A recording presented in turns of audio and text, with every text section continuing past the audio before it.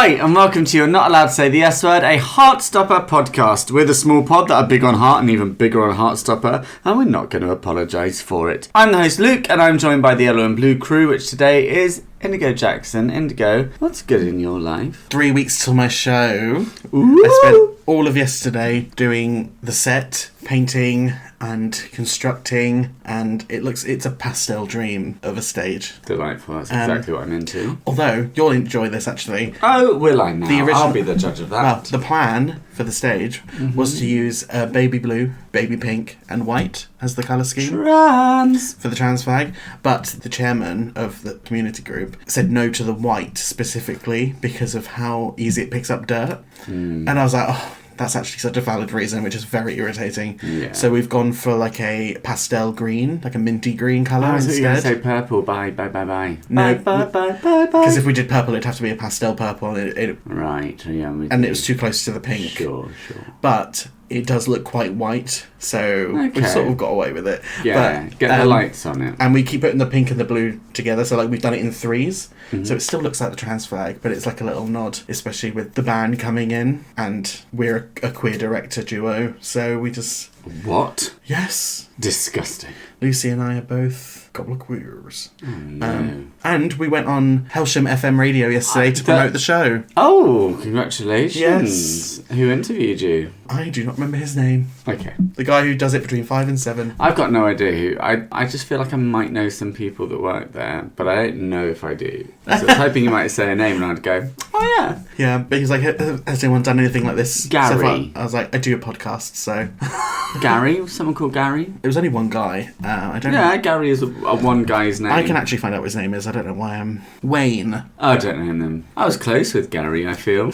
He was very lovely, though. I'm sure he was. And you'd be proud, because I actually did really well. Like, I had 2 other people there, but bless her, my co-director fumbled a little bit. Oh. She couldn't say the name of the website. She no. She literally went Polgate Badoopy Doop by accident instead of Polgate Drama Group. Badooby doop. Yeah. Okay. And the whole cast were listening at the time, like they all tuned in. Was it live? It was live. Oh, that's stressful. Yeah, and everyone was like, Badoop Badoop.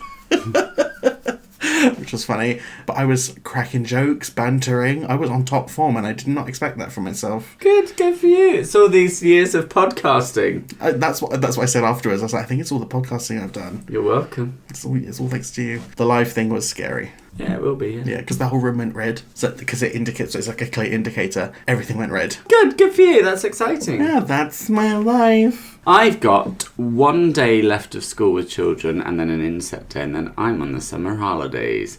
So that's really good. Although my car stopped working and I have to get the trains into work, and that's not so good. Boo. I know. So, swings and roundabouts. And I've been quite under the weather. But also, well, no, we'll get into that bit.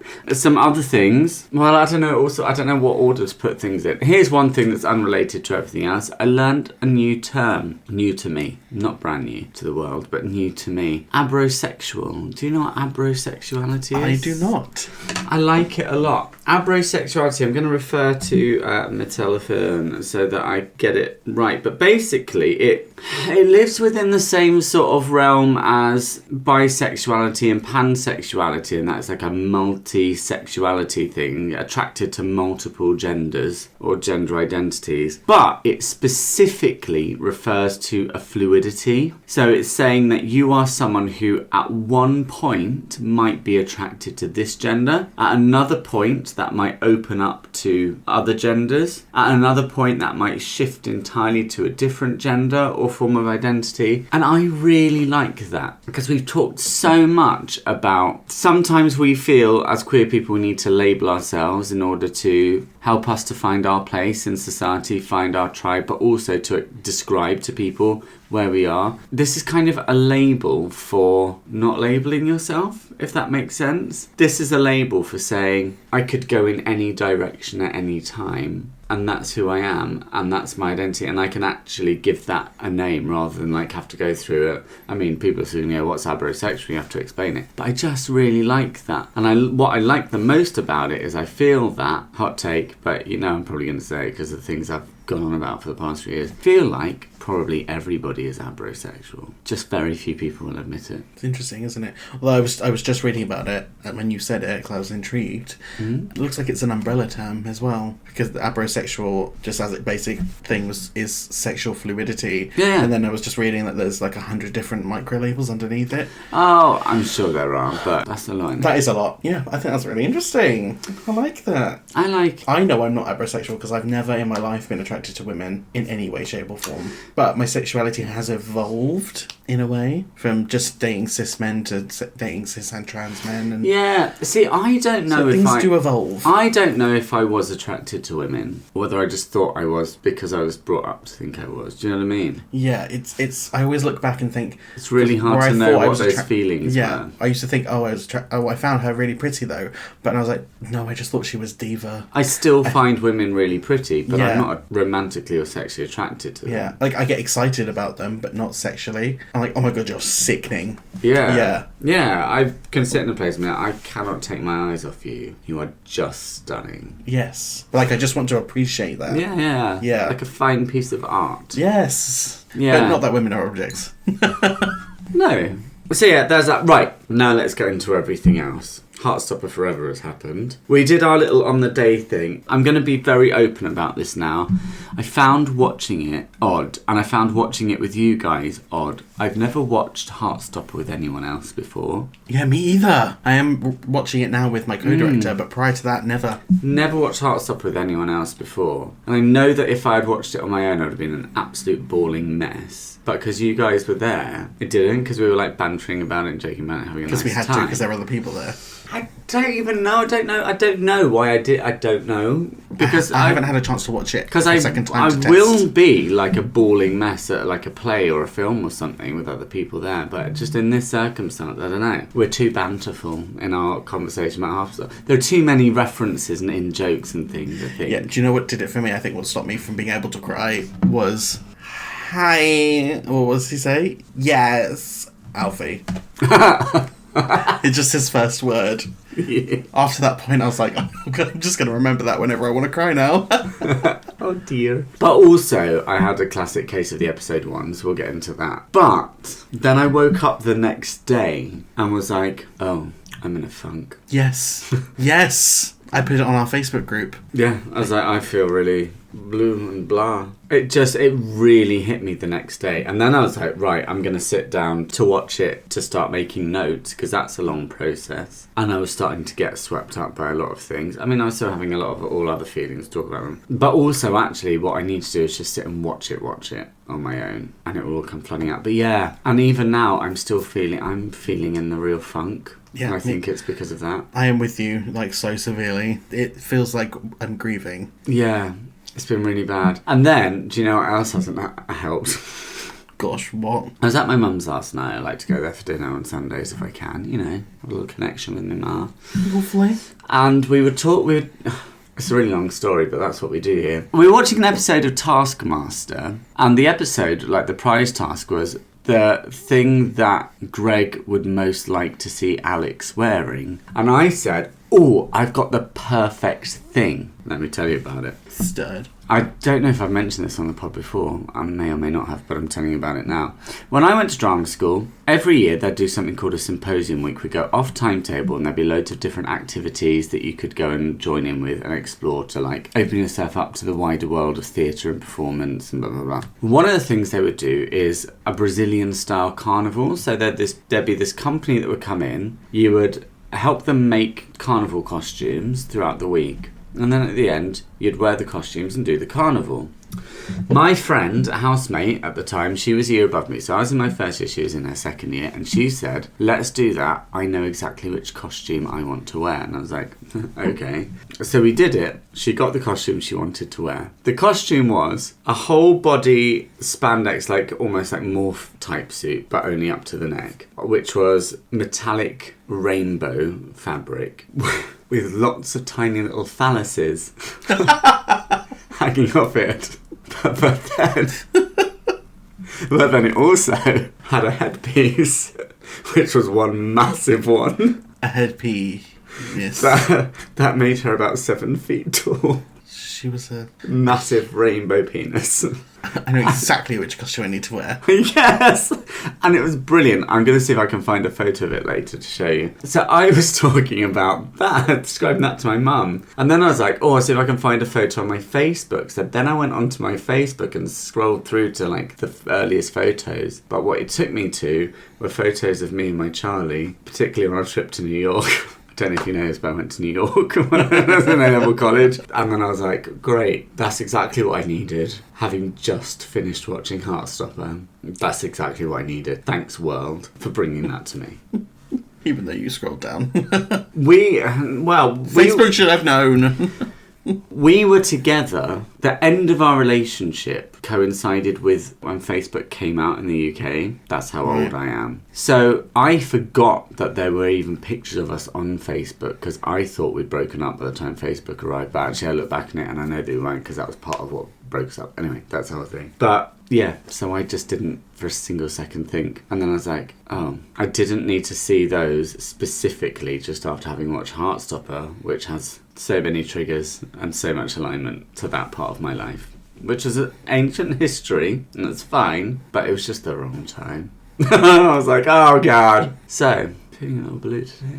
Yeah. Feeling a little blue, and I've got a lot to talk about. Now, the other thing that we need to talk about is, if you listen to our release day thing, we mentioned the fact that there's like confirmation that my ideas about some things might have been right. But actually, I've been reflecting on it a bit more, and you're going to tell me I'm stupid, but I believe this, and you cannot convince me otherwise. I am taking this film as indisputable evidence that they have listened to our podcast. I said it when we were watching it. Sorry, there's too much. There's too much in there. There's too much in there. It does feel sometimes a little bit... And I'm going to pick it all out. Yeah. Because, like, with the 3 seasons, obviously with season 1 and 2, you know, they were made before we started, whatever. Season 3, it'll be pushing it. But for this, we've been out for a while by the time this got made. So there's stuff in here, and I feel quite certain now they've listened to us. I think we should get some kind of financial reimbursement. I think we should get co-writing credits. The amount that we've contributed to this film. Well, let's see what you've picked up on. Let's see what we've picked up on then, shall we? Let's talk about it. So, on that note, we are here to talk about... So, I've just opened my phone to go back to...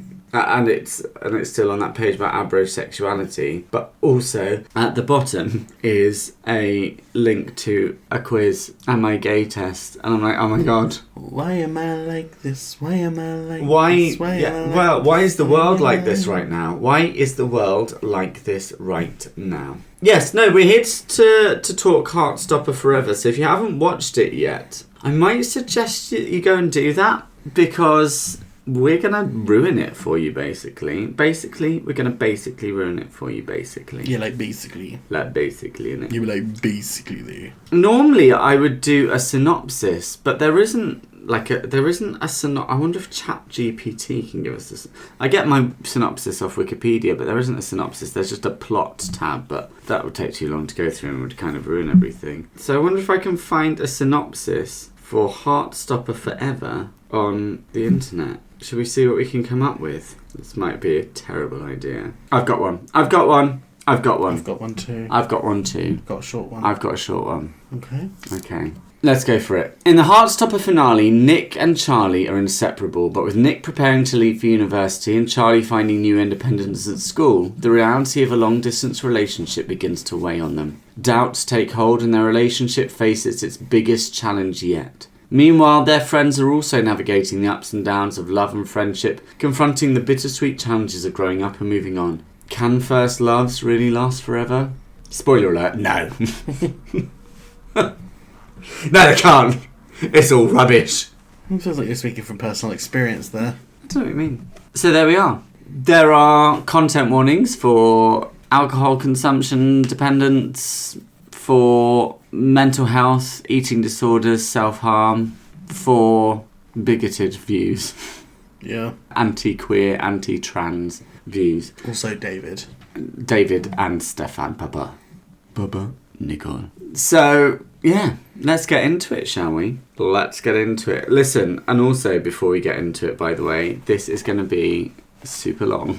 Yes. I'm anticipating 4 episodes to get through the actual story, and then an extra episode just to wrap it all up. That's what I reckon we're going to do here. Sounds good to me. Let's see how it goes, shall we? We start off with some classic Agnieszka Chase Heartstopper music, but it's got this sad orchestral twist over it. It's like the beautiful electronic Heartstopper music, but then there are some strings in there to make it feel like we're watching a film, not just a TV show. It gives it that little bit more. And that's going over a photo montage recalling the past seasons and past events. And instantly that's like, rude. Oh my God. That was rude. What are you doing to us? Can't deal with this. Why do you hate us? It's looking at baby Nick. Yeah. I'm like, oh. Yeah, no. It is. But I am going to be critical. I am going to play devil's advocate.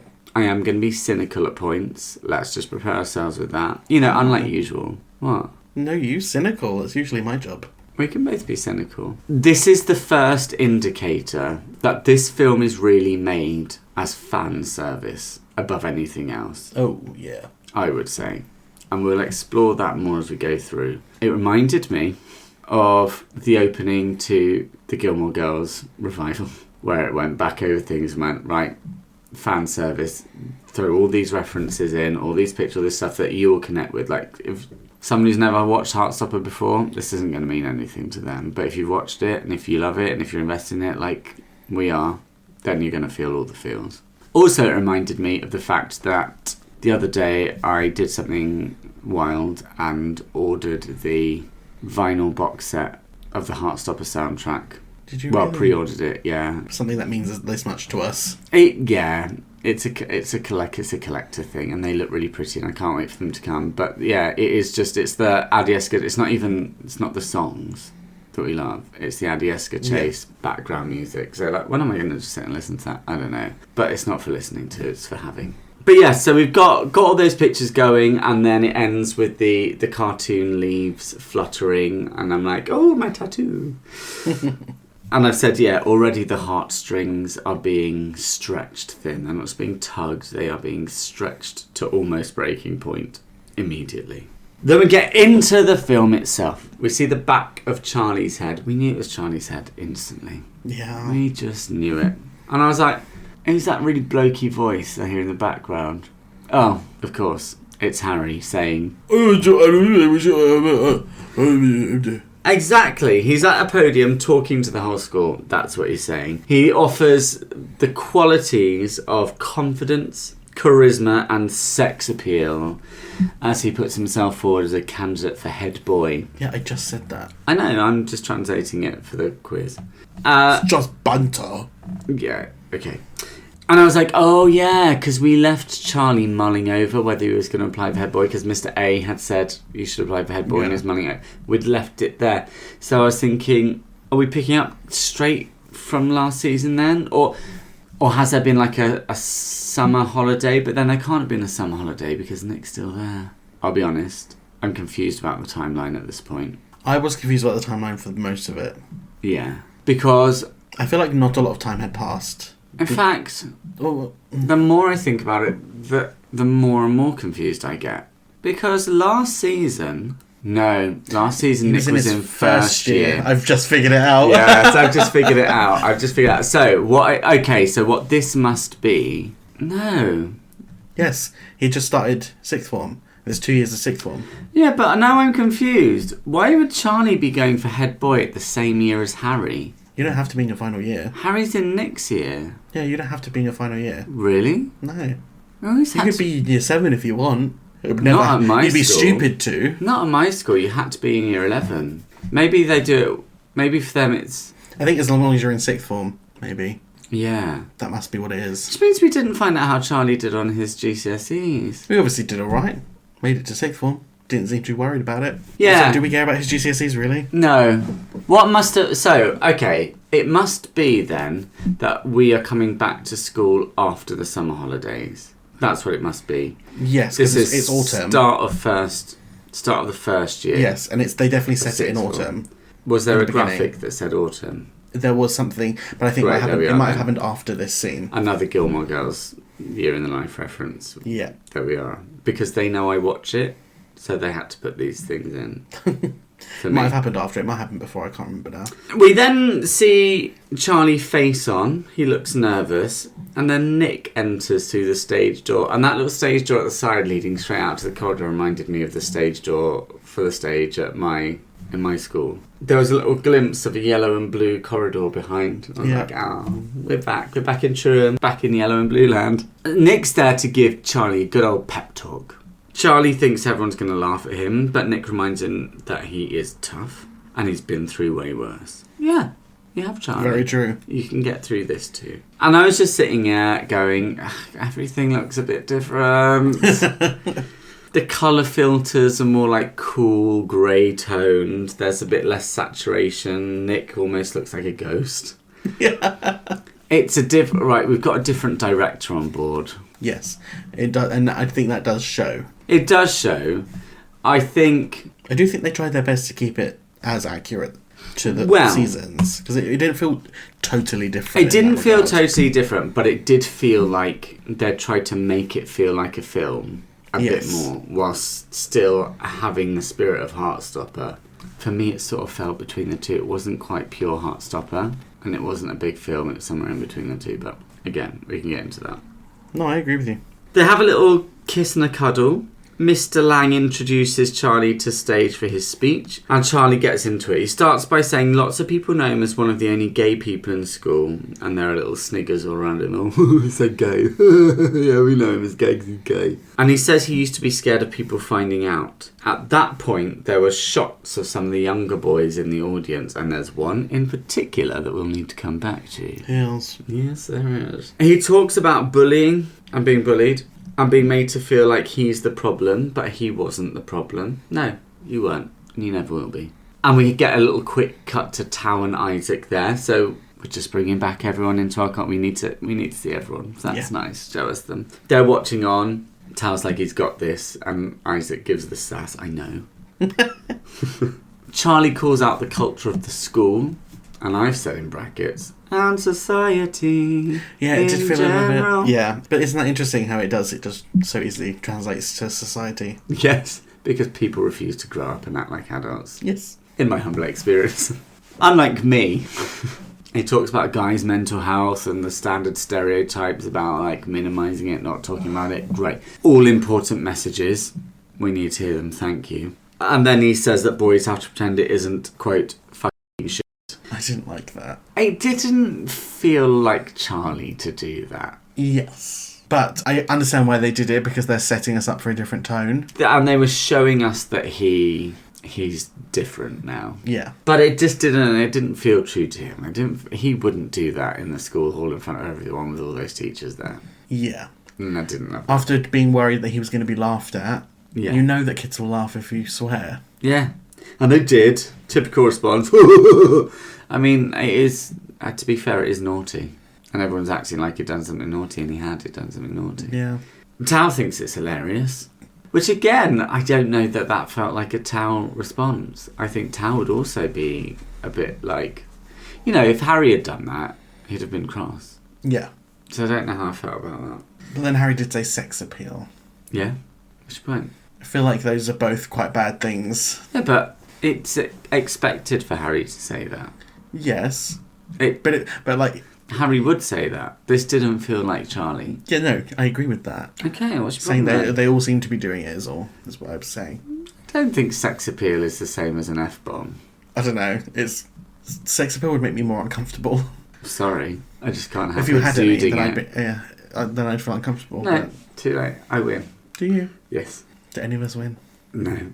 Charlie wants to destroy the homophobia that made his life hell and make it safer for everyone to exist, and so that's his platform for voting. I like it. There was riotous applause, and that's really lovely, but is it accurate? I think so. I think they cheered because he swore, though. Oh, go on, Charlie, yeah! Maybe. And then we get into our first song, because the songs are important. And I was really pleased it was a song that I know and listen to a lot, because I'm young and cool and trendy. The first song was Kool-Aid by Royel Otis. I've mentioned Royal Otis on this pod before, I think, because I'm young and cool and trendy. That's amazing. I don't remember you talking about them. Maybe I didn't. I feel like I have, but maybe I haven't. I like Well, Royal the name Otis. rings a bell, so I think you have. I like Royal Otis. They're Australian, I think. Australian, like, pop rock band. They're really good. I like them a lot. There's a montage. Is it nice to have a montage this early? No. But I expected them because they were trying to cram a season's worth of content into an hour and a half film. So yeah. I had prepared myself to see many a montage. And it's a feature of Heartstopper. That's what they do.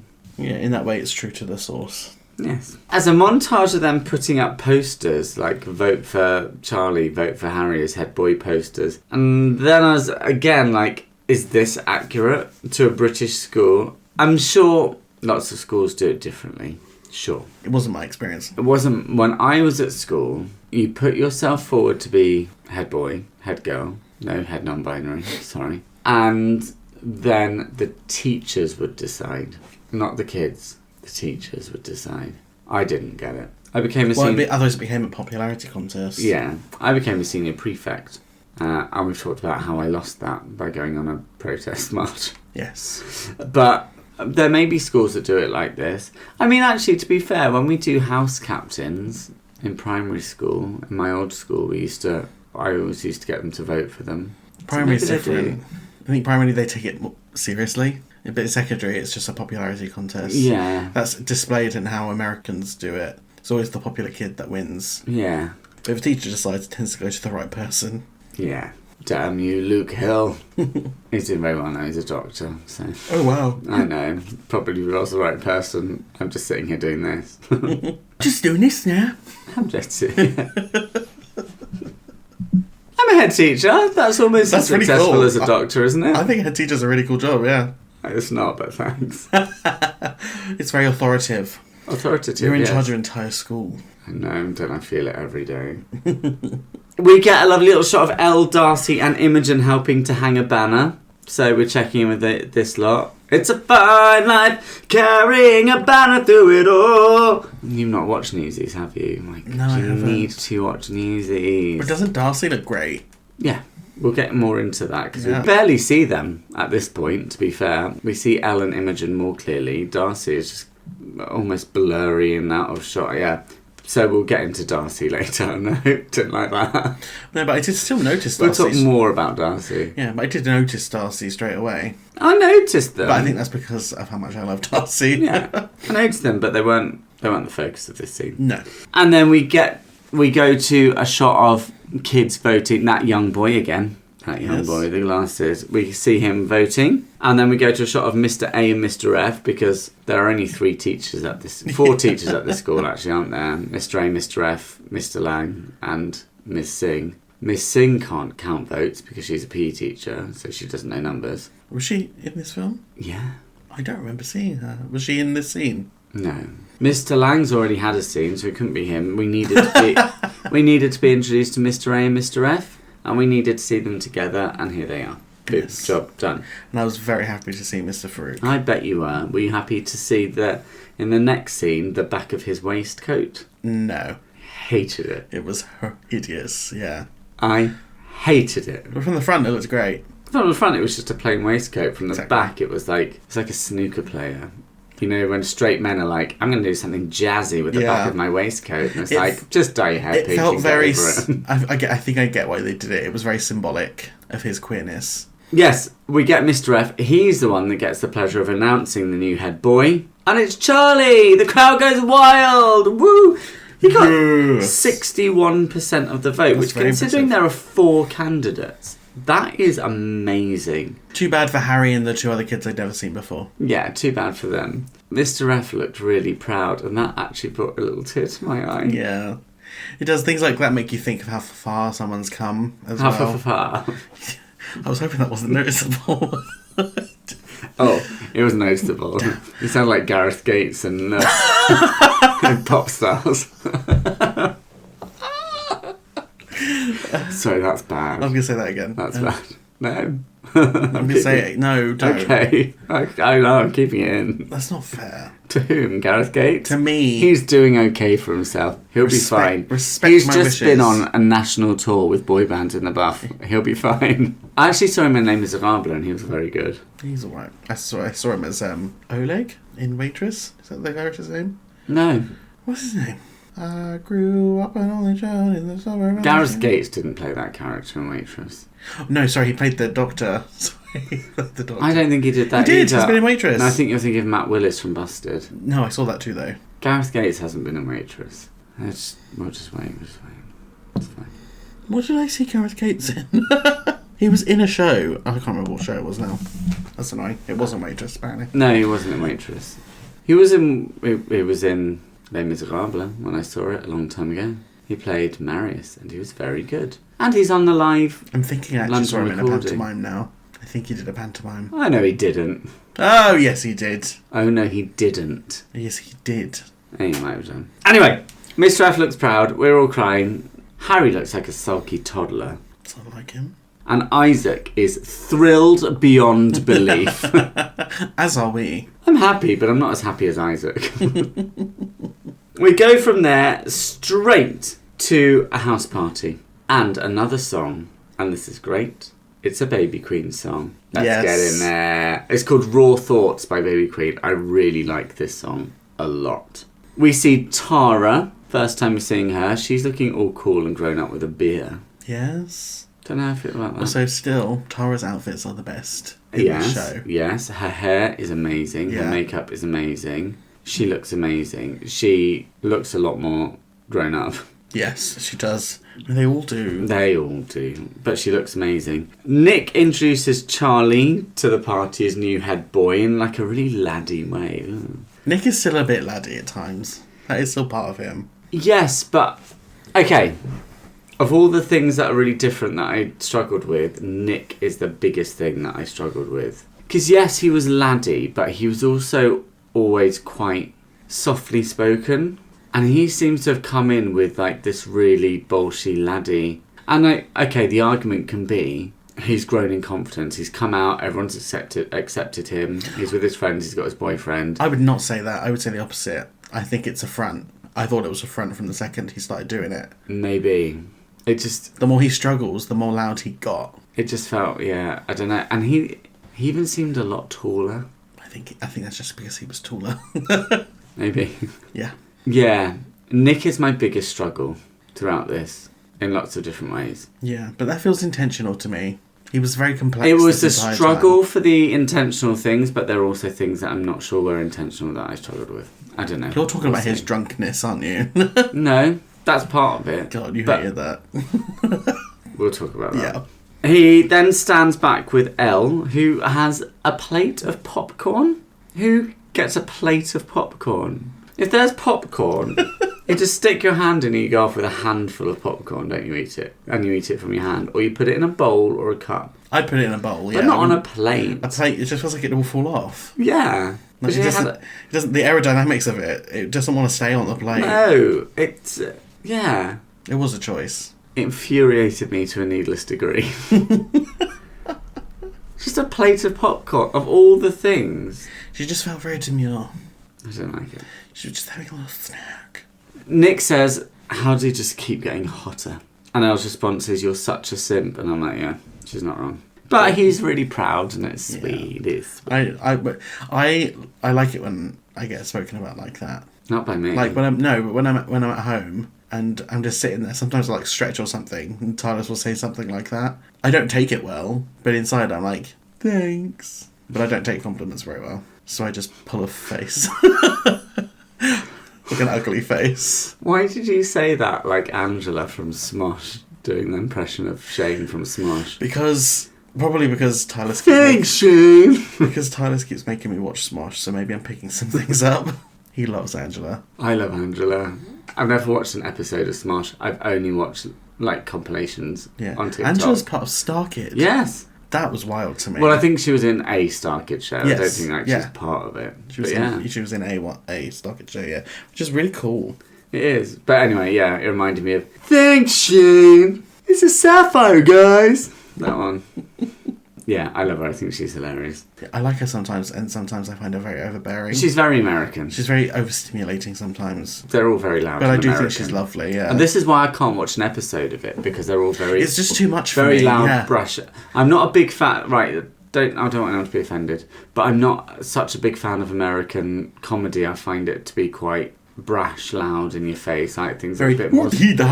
I like things that are a little bit more nuanced or subtle. Yes, I'm into British humour. And I find them a lot... I think they all seem like really lovely people, but I find them sometimes to be a bit loud and brash and a bit American. I think there's a way of doing that style of comedy that really works. Yeah. And funny enough, I think the person who does it the best is Ariana Grande.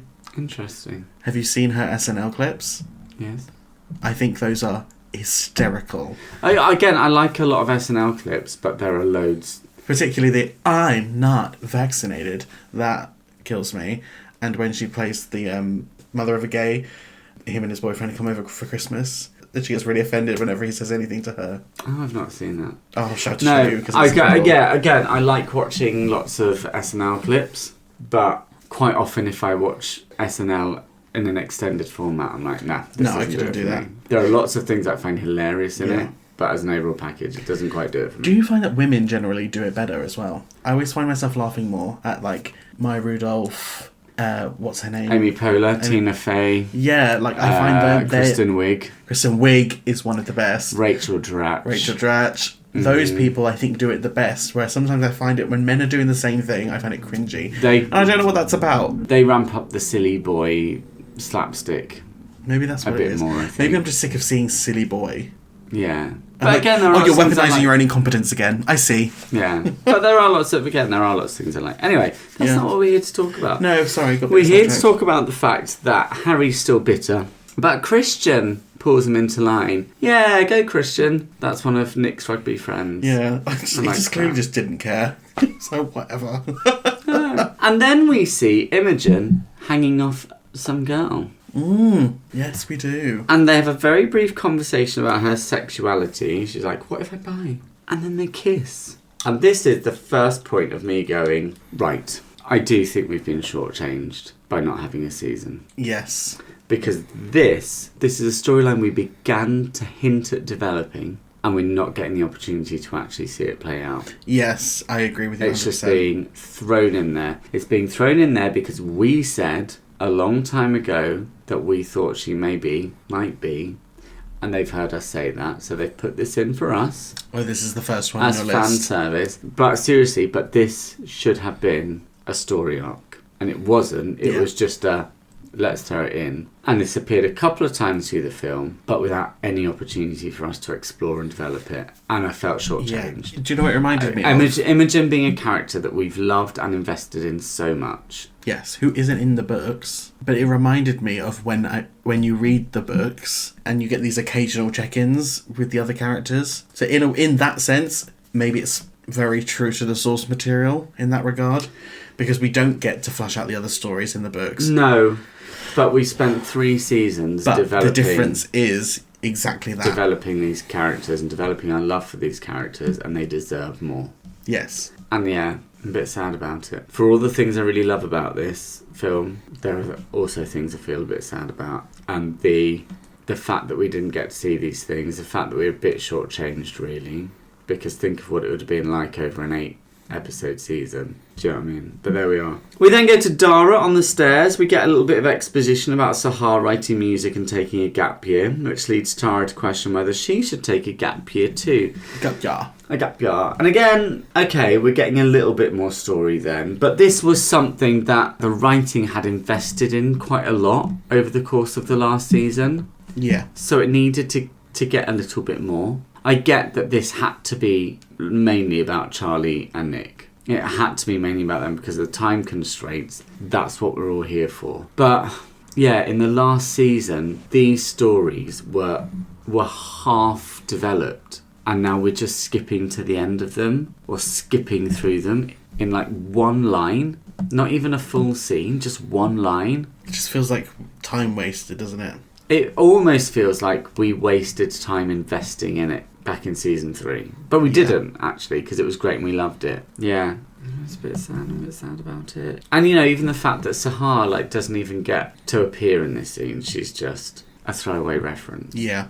Sad. But, yeah, so Tara's questioning whether she should take a gap year. She's clearly still in the what about uni, give me some wine mentality that we left her in. And like I say, that needs to be carried through a bit more, but we don't get that. Elle calls Tao over to dance. They kiss. They acknowledge that it'll be weird to be apart next year. So this calls back to the end of their season 3 conversations, where Elle was talking about going to Berlin, perhaps. Yeah. We then go back to Imogen, who summarises the last 3 seasons to the new girl, so she can get up to speed. Thanks for doing that, because she wasn't there, so she needs to know what's happened over the last 2 seasons. And then they go into a disco den. I was like, where is this? Whose house has got this in it? How have they done this? I think it was a conservatory that's been turned into some kind of disco den. I went to see my old class have their leavers party, and they had this bouncy castle, but the bouncy castle was like, you know, when you go into those, I don't know if you'd have had it when you were young, but the like the planetarium dome that would come to school, big inflatable dome, and you'd go in it and there'd be like the planetarium projected inside. It was a bit like that, but it was a bouncy castle, and it had a disco light at the top, and it played music in it. It was a crazy bouncy castle. I really liked it, but it was hot in there. But yeah, they go into the disco den and we get 2 aces, which feels like a win in a casino. Yeah. It's Isaac and Tori, so I'm talking about the 2 aces. Yes, I got that. Well, you didn't laugh, so I assumed you didn't get it. Sometimes things just aren't that funny. And sometimes they are, and that was funny. Tori. Glad we get Tori this early on. We need to see her. She's keeping hydrated because she is the hydrated queen. And she's asking Isaac if he gets picked on for eating all the time. And he's like, yeah, but I'm not bothered. Good for him. She likes that he doesn't care about people thinking he's weird, and so do I. Yeah, one of my favourite lines in the whole film, I think. Spoiler alert. We then go to Nick. He goes from watching Charlie dancing to then lunging in, picking him up like it's a rugby line-out and spinning him round as we get all kinds of electric graphics. And then they kiss. Yeah. It's sweet, but I can't help but think he's overcompensating in a way. Yeah. And it also, from a film point of view, it feels like we're being... Again, they're rushing to give us all of the characters. Yeah. Quick, get them all in, rushing in, and it feels like we're racing through things really quickly without getting into it. Yeah. And I know it's early into the film, we're in the first 10 minutes, whatever, but it just feels a bit like that. We then go to a road at night, British countryside, and I'm like, a murder. This is definite horror movie vibes. But no, it's just chilly, driving in that little Skoda, Nick's little gay Skoda. They're driving to the seaside, and this is where I really start to feel sure that they've listened to our pod. Okay. Because isn't this where they filmed the finale of Big Boys? Yes. And we talked a lot about Big Boys. We did. And yes, okay, the argument could be, no, they filmed the beach scenes at Herne Bay in season 1, and this is Herne Bay again. Sure, you could say that. I don't know if this is Herne Bay, actually. It wasn't the same place from season 1, I don't think. I think when they're on the beach it is. I don't know if this bit is. It didn't look familiar to me, except for when you guys were talking about Big Boys, and I was like, oh yeah. But I'm sure, we need to look it up for next week, I'm sure this is the car park from the finale of Big Boys. And if so, no spoilers for Big Boys, because if you haven't watched it, you have to watch it. But if so, massively triggering. And because I'm sure it was that, as soon as I saw it, I wanted to cry. Because the end of Big Boys makes me cry. It's so mean. The end of Big Boys, the way it makes you feel. I'm desperate to re-watch it because it gave me such a lovely purge of emotion. But at the same time, I don't think I can re-watch it because it was too much. It was too much. Oh my God. Even thinking about it, I want to cry. Yeah. I mustn't think about it. I don't think I can re-watch it again. But also, this ties into my book, which is all set at the seaside at night time. Yes. Because they've been listening. Although I think I didn't start talking about my book until after they'd filmed it. Oh no, actually, that's been last summer. It was all around the same time. I've been whining on about it for a while. Yeah. They're running along a spit. I guess it's a spit. Is it a spit? I don't know. We'll get later in the episode before we find out, I suppose.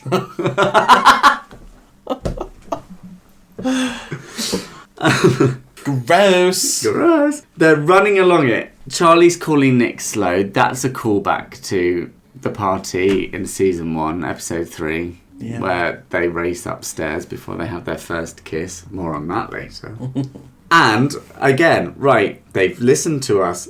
In this, I don't know if you noticed, but they actually showed Nick outrunning Charlie because they're acknowledging that he isn't really a fast runner because we've talked so much about it. They knew that we weren't They fooled. knew. They knew. They've listened to us. They knew. Thank you, Alice. Thank you, team. There are lots of lovely, pretty lights along the spit. As someone who has grown up in British seaside towns, I know for a fact that nothing is made to look that pretty just on a regular night. That is purely for filming. Yes.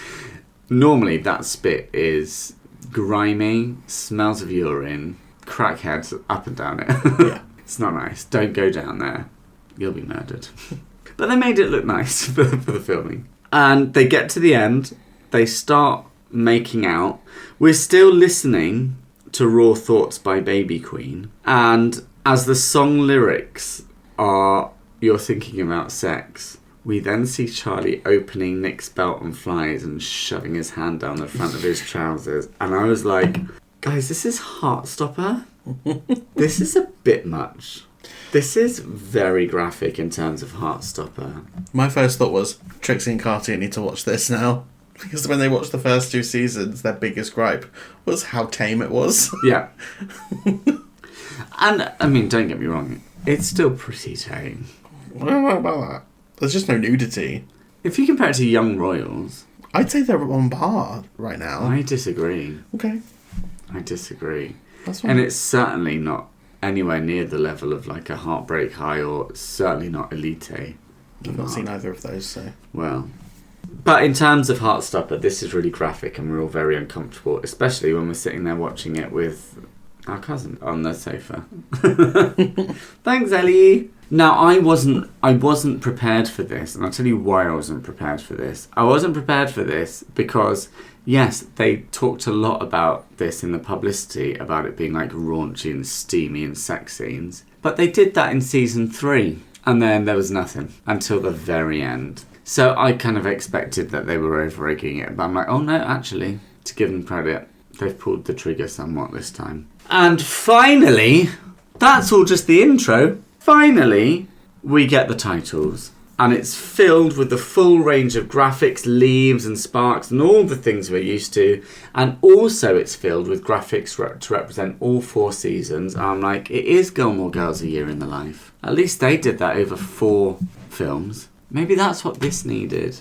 A Gilmore Girls Year in the Life 4 films thing. Maybe. It's a new day in the workroom.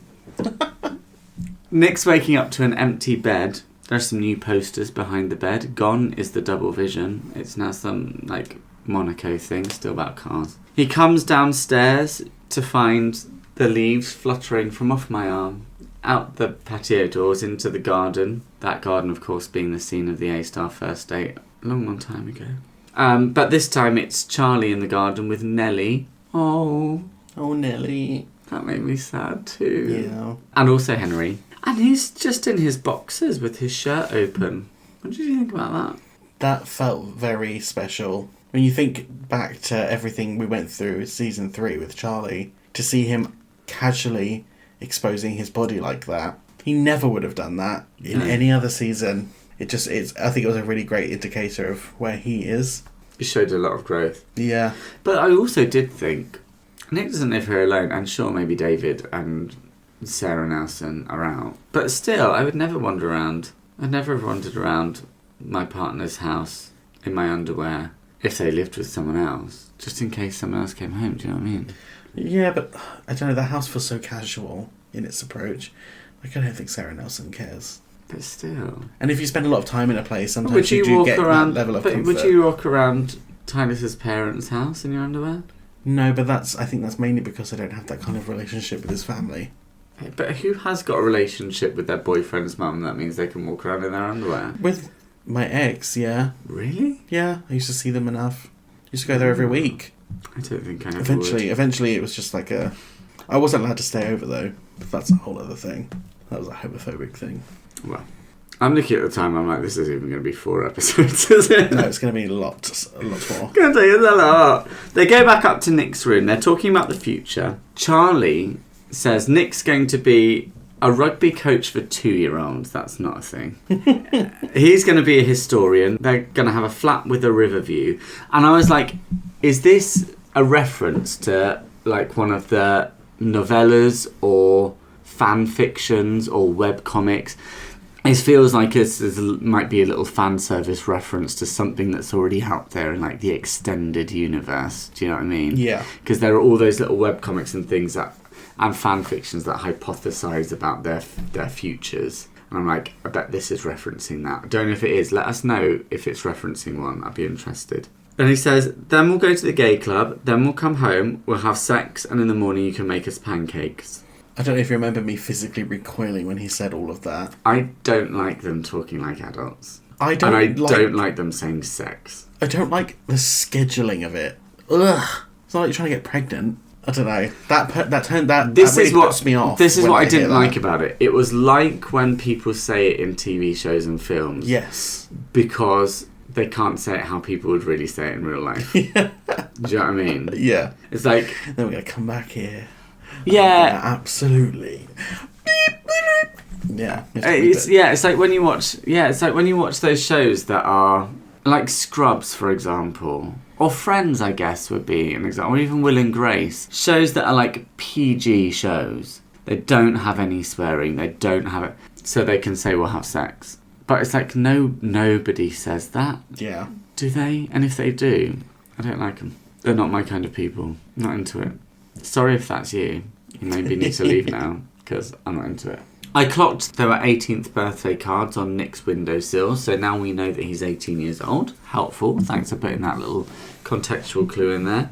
I wanted to go back and check, because we do know when all the characters' birthdays are. It's in one of the Heartstopper books. I wanted to go and check and see if that actually ties from a timeline point of view, or whether they just snuck it in to give us that little reference. Because I feel like his birthday wasn't at this time of year, but I might be wrong. Who's? Oh, actually, Nick's. I'm trying to think. We didn't get Nick's birthday. No, we did in season 3, I think. Oh, in season 3. But was it before or after Christmas? Well, Charlie's birthday was before Christmas. Charlie's birthday's in April.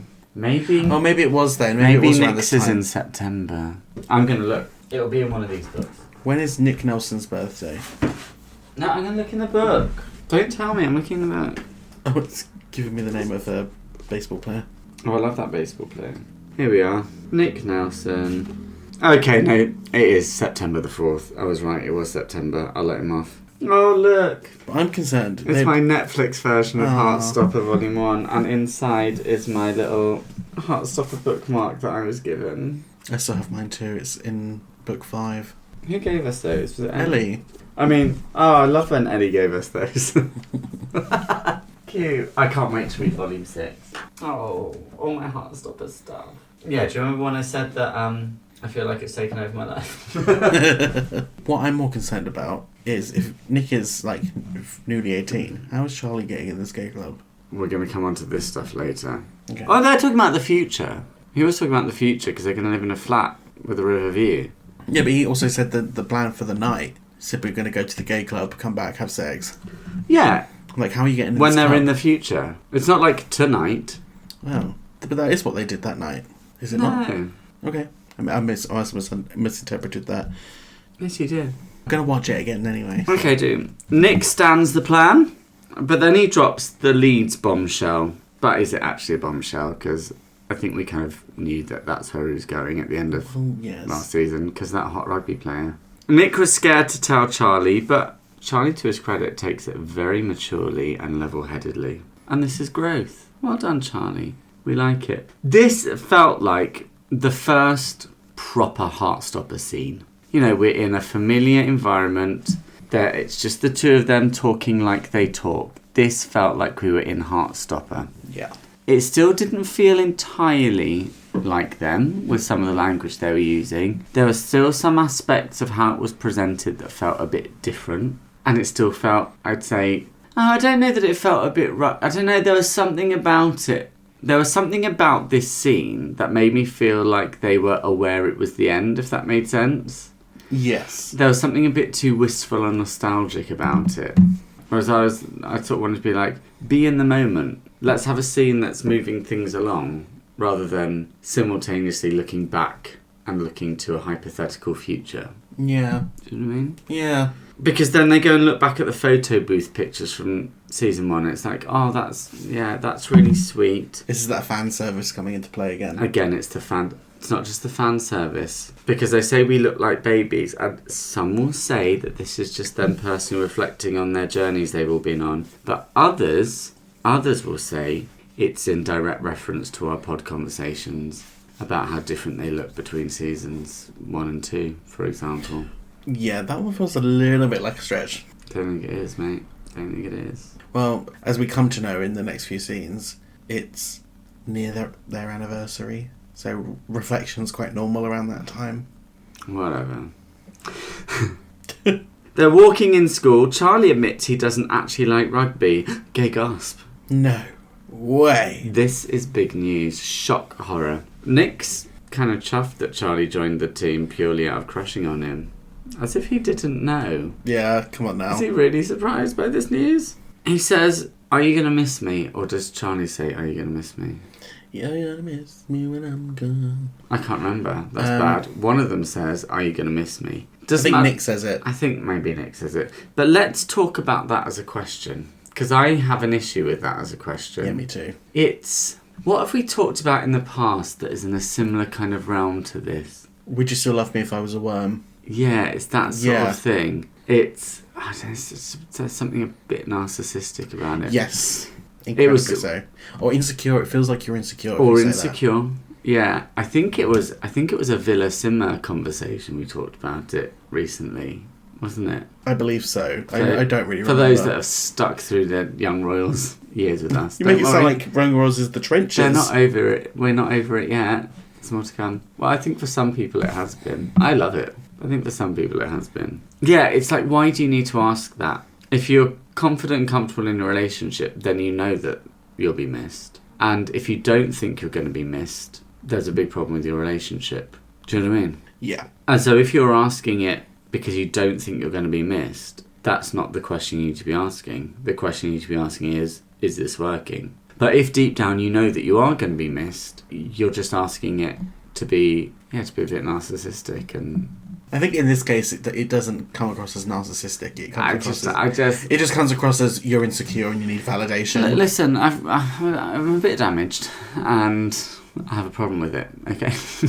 No, I mean, I agree with you, and I think in some contexts it is a narcissistic thing. And I think actually, in some ways, if you're seeking validation, that is quite narcissistic. But sometimes, if you're feeling insecure, you just need a little bit of reassurance. And Nick, as the minutes go by, it's becoming more and more evident that there's something off with him.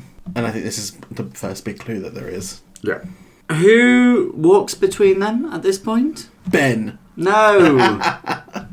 Miss Singh. Miss Singh. She is here. Oh, I don't remember seeing her. She walks through. She says she wishes she could change Charlie's mind. I'm like, do you really? Oh, yes, I do remember now.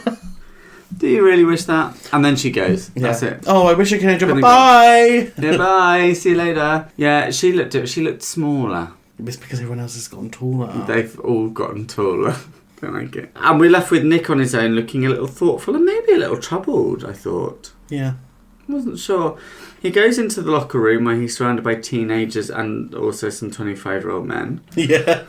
Big hench 25-year-old men. Yeah, they were bricked, weren't they? They were. And he continues to look far from happy. I was like, what's this about? What's going on here? It's very solemn. Solemn. We have another song. It's an Orla Gartland. Yes! It's called Who Am I? Who Am I? I'm Jean Valjean. 24601. It's... Sorry. I'm so sorry, everyone. It's Nico. I'm sorry I had to hear him. You're welcome for my both tones. of us. Please, that sounded great.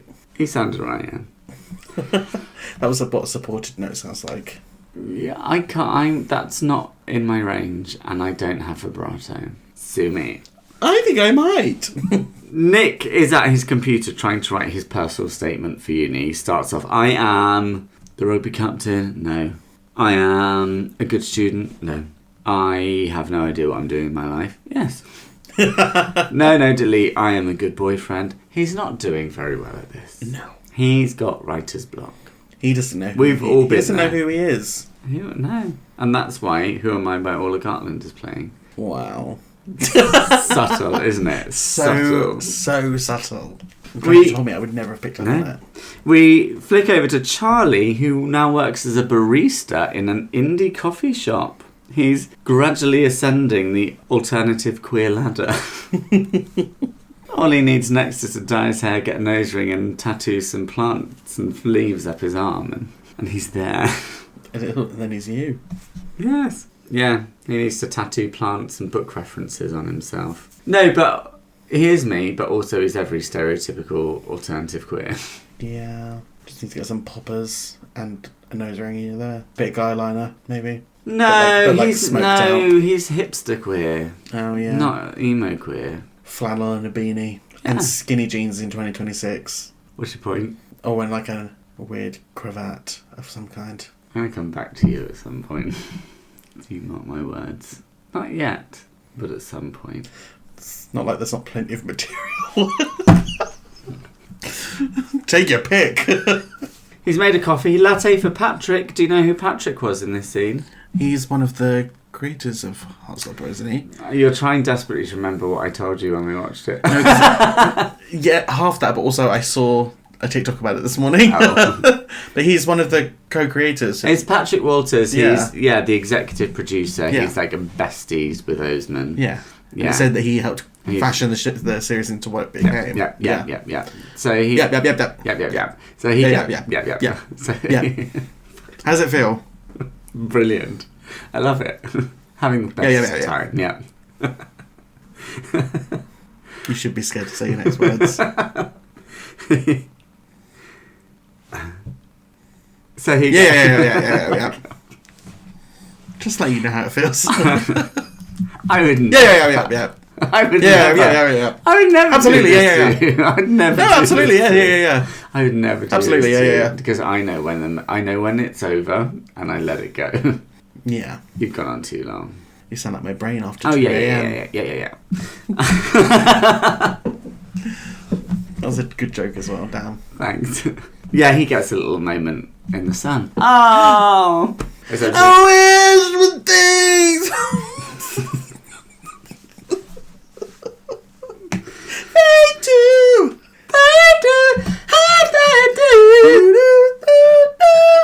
We've lost it. I'm glad that you're finally in that absolutely lost it mental health spiral that I'm often in when we come here.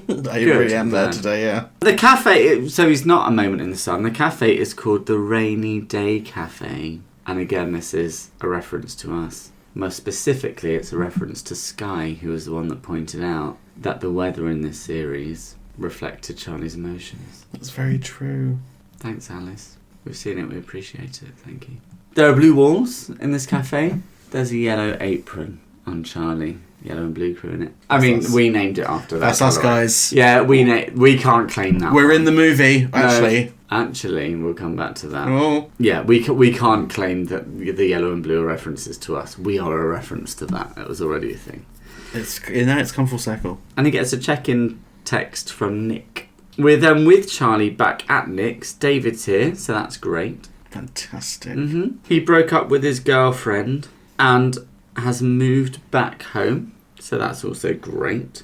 Charlie says, good for Jess, but I hate that he's here again. And he's worried that it makes Nick anxious. And then he has to tell us that he's not here for the sex. I didn't even think it looked like... There was nothing about this that said to me in this scene that at this point that this was leading to sex. No, I agree with you there. And then he just went, oh, I'm not here for the sex. I'm like, I don't think you were. I thought you were just having a nice moment. But they're teenagers, I guess. They're teenagers, they've had sex, now that's all they think about. It is sort of part of being that age, isn't it? Yeah. But also, I'm confused because we've spoken about them. They were on a night out, yes? No, where's this night out come I don't know. from? I think I need to watch the film again because I'm getting things mixed up, I think. Yeah, you are. I just have this distinct memory of them making out in the club really intensely. No. And then this scene happening. But No. I must be wrong. No, not at all. There's been no club. Charlie's just come from working at the coffee shop. Yeah. I'm working at the coffee shop. I'll make your latte nice and hot. Cover it with milky froth. No, like that. He says, oh, I could help with the essay. We could drive and sit by the river. This is the first time the river's been mentioned. We know the river from Solitaire. Yes! I was like, why do I know about this river? I don't remember talking about it. But it's not been mentioned in Heartstopper No. before. But again, they put this in because they know we've now read Solitaire. So they've put loads of Solitaire... They definitely filmed this before we read Solitaire. No, I can't have. Yeah, definitely. Because there are loads of Solitaire references in here that don't necessarily link back to the seasons. No, they were really trying to throw in a lot of... And if we hadn't references. watched Solitaire, they wouldn't have made sense. But Well, now we didn't watch re- Solitaire. If we hadn't read Solitaire, they wouldn't have made sense. But now we've read them, they make sense, so they can put them in. That's what they've done. Yeah, so he could help with the essay. They could drive and sit by the river. They could talk. He's like, no, I just wanna... And then cut off, and I was like, what? What, Nick? What do you want to do? Oh, do we have to go there? Oh, no, we have to go there. Yeah, they want to do it. And they want to do it quietly, even though David's in the house. That's risky. That's risky. Yeah. Again, when you're a teenager, I suppose. But You gotta risk it. yeah, so here we go again. Talk amongst yourselves. This isn't the forum for talking about it. I don't want to talk about this stuff. Thank you. I feel like they've put all this in deliberately to mess with us because they know we don't like talking about it. And then, just as they're getting down to business, they have a sudden last-minute thought to lock the door. Yeah, you probably should, right? And so they go and lock the door, and then they get back to it. They are being a bit too loud, which leads to Nick dreaming of them having their own place. But then, through all of this that I couldn't cope with, there was a moment of just, look at me. I'm looking at you. And that... No. In the scene. There was... Oh!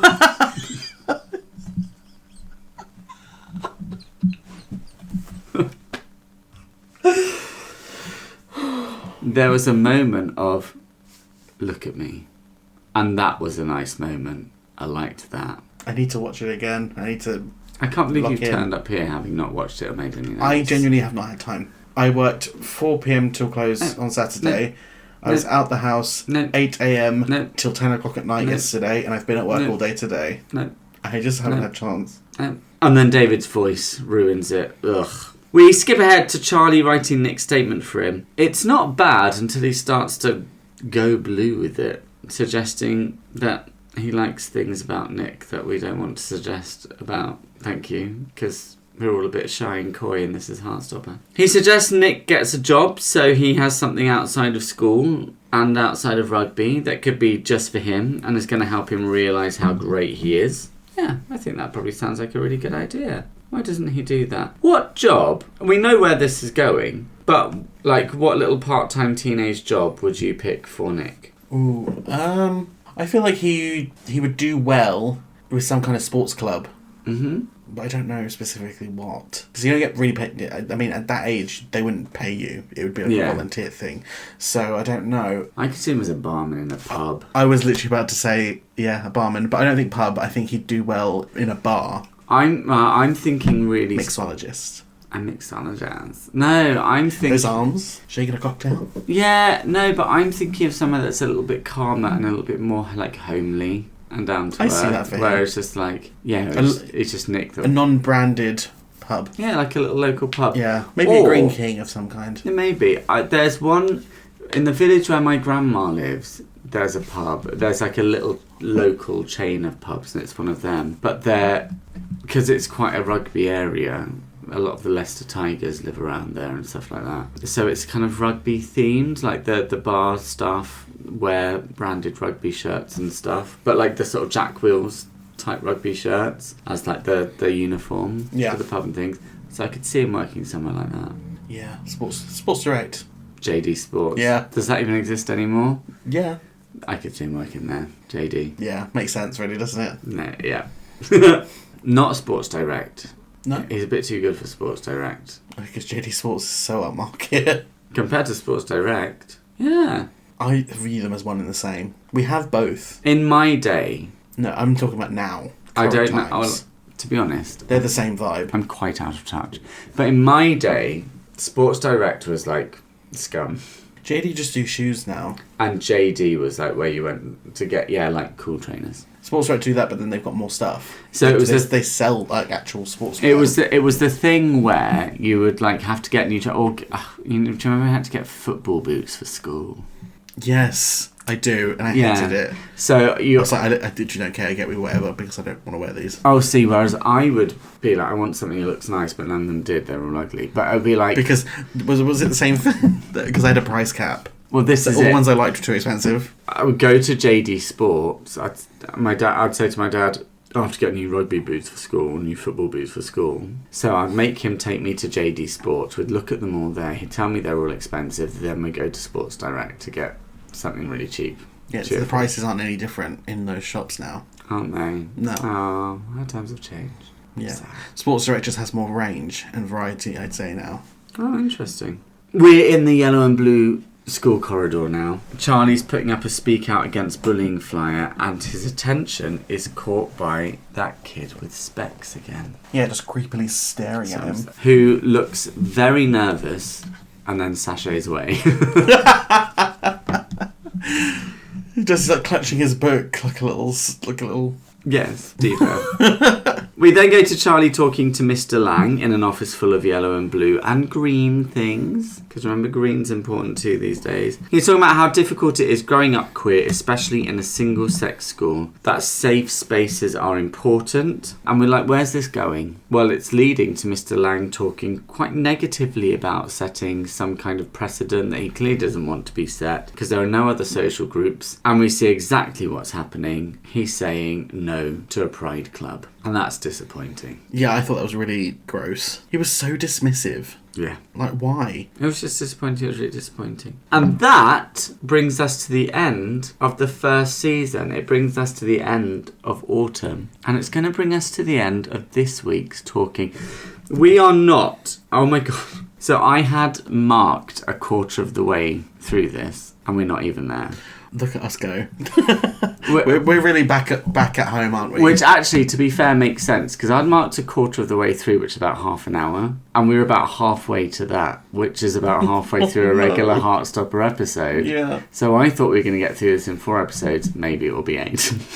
Fantastic. We're just gonna. I think our audience will be very pleased about that. I hope so. I hope so, guys. You guys love it when we talk about Heartstopper. Do you? I'm hoping everyone's really pleased we're back talking about Heartstopper. I know I am. I know I am as well. But yeah, we need to leave it there because we've gone on too long. But also, it seems like a sensible place to stop because, yeah, as I say, we've left it on a crunch note, which is Mr. Lang saying no to Pride Club. We are at the end of the first season. We're about to enter the new season of winter, so we'll get into it then. I know I always say come and join us in the Facebook group talking about it, but listen, I get it, everyone. I get it. But it has been really noticeable that when we're wanging on about young royals, we don't hear a peep from anyone. And then suddenly when Heartstopper crops back up into our lives, it's busy on the Facebook group. And we love that. Keep it busy on the Facebook group. There's only so much more Heartstopper we can talk about, but we wanted to keep the community going forever and ever and ever and ever. So, but listen, we're in Heartstopper mode anyway, so come talk to us about Heartstopper. I know we've barely skimmed the surface of this movie yet. There's so much more to talk about, but come and talk about it. Tell us how much you hate us because we've been too negative already. I don't know. But most of all, just thanks for being back with us. It's nice to be back in the world of Heartstopper,